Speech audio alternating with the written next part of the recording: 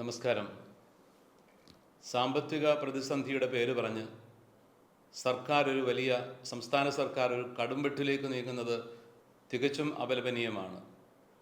ന്യൂനപക്ഷ സ്കോളർഷിപ്പുകൾ പകുതിയായി വെട്ടിക്കുറച്ചിരിക്കുന്നു.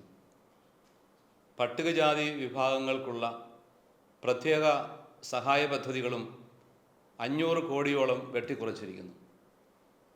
സഹായം അർഹിക്കുന്ന ആളുകളെ ചേർത്ത് പിടിക്കേണ്ട സംസ്ഥാന സർക്കാർ വിരുദ്ധമായ നിലപാടുകൾ സ്വീകരിക്കുന്നത് തികച്ചും അപലപനീയവും ദുഃഖകരവുമാണ്.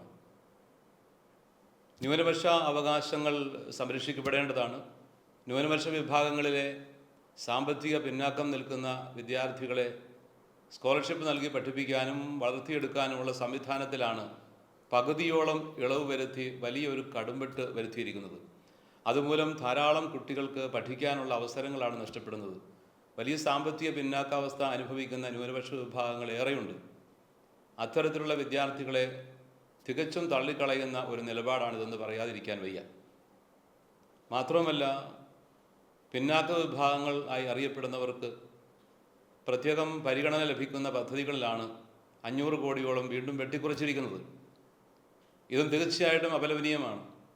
അത്തരം ആളുകളെ ചേർത്ത് പിടിക്കാനും വളർത്തിയെടുക്കാനും ശക്തീകരിക്കുവാനുള്ള ചുമതല അവഗണിക്കപ്പെട്ടവരെ, പാർശ്വവൽക്കരിക്കപ്പെട്ടവരെ വളർത്തിയെടുക്കുവാനുള്ള ചുമതല സംസ്ഥാന സർക്കാരിനുണ്ട്. ഇക്കാര്യത്തിൽ വലിയ വീഴ്ചയാണ് വരുത്തിയിരിക്കുന്നത്.